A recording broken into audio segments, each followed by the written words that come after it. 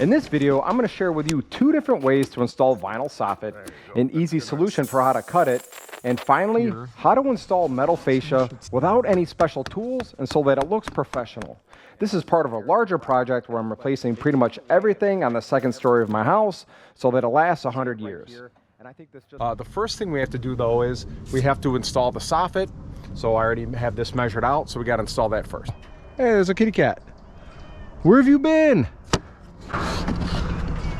Meow to you. The vinyl soffit is held in place with 1-inch roofing nails through the nailing flange. But since this is the first piece, we have to face nail this section. I'm nailing it through the rib with a stainless steel finish nail. When we install soffit, we want some room for movement. So our 6 3/4 measurement, we're going to cut the piece at 6 1/4. To cut the soffit, we're going to use a circular saw, and this is typically how you would install the blade. But to cut vinyl, we're going to flip the blade around and we use it backwards. Since we have to make several cuts for our soffit, I made this quick and dirty little jig to make our lives easier. I've just used a scrap piece of plywood, then I have some scraps of wood that I use to hold the soffit in place. I'm making my measurement of 6 1/4, and then I lay down a circular saw straight edge. And so when I make my cuts, it's going to make each and every cut 6 1/4. That's pretty easy.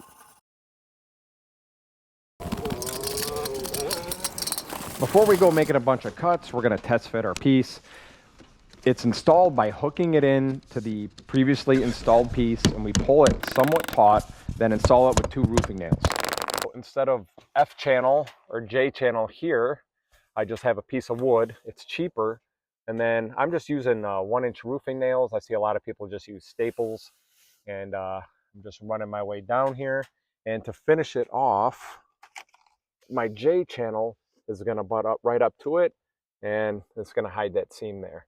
So I think that's going to look really nicely.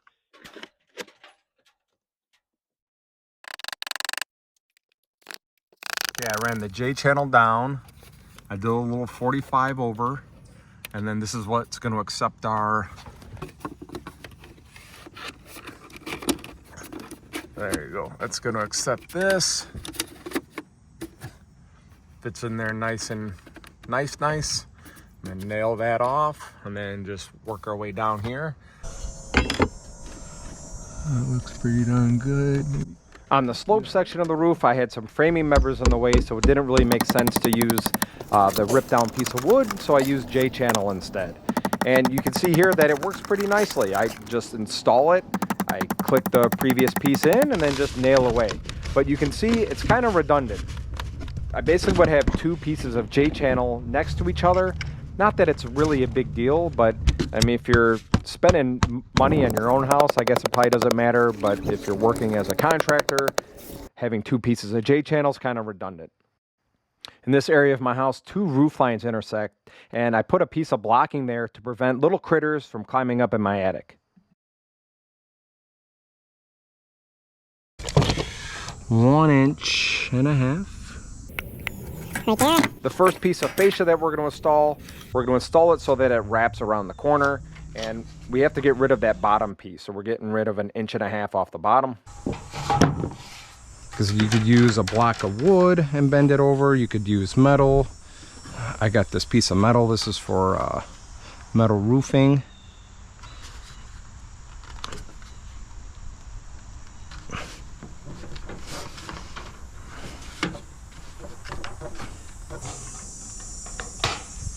On the other side of the fascia, I'm also cutting off 1.5 inches off the bottom, because this is going to slide behind the piece that's already there. We're going to marry the 2 pieces.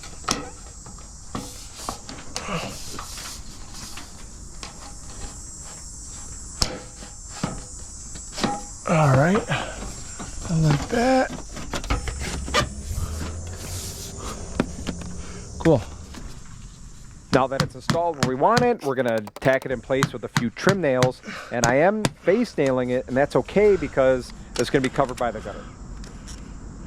Okay, we got our measurements for this one. This is 12 1/4, and then we wrap it around 6 1/2, and I believe we're 5 1/4 tall, so let's go cut that. Which means we're going to cut this here. Make a 45. Cool. And we're gonna bend this. I could use the Bend-O-Matic here.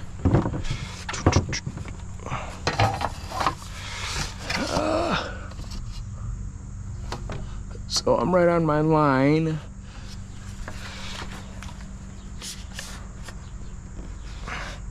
This can be bent with a scrap piece of wood, but on my piece of plywood, I cut a 45 on it, so it makes a nice, crisp bend.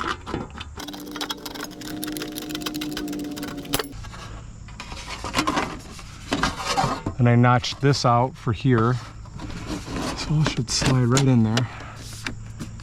Oh, good. Good. Then the other one's gonna come on over here, but let's nail this bad boy in place.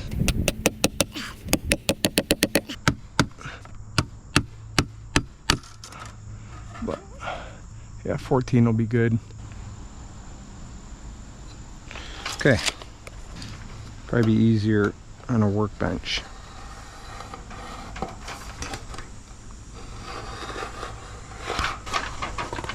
To cut our piece to go over the gable return or over the bird box, we have to get rid of this lip. So I score it and then I bend it and snap it.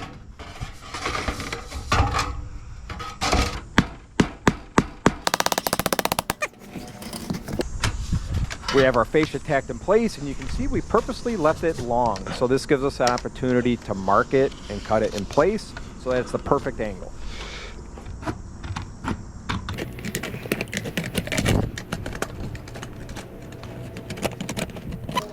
Our gable return is installed and looking pretty sweet, and we're going to finish it off with some trim nails. Finally, it's time to install that last piece where the two roof angles meet, and I found the angle with this angle finding tool. And I just make it a little bit bigger with my level, and I cut it in place. It's a pretty sweet fit. Kind of like that.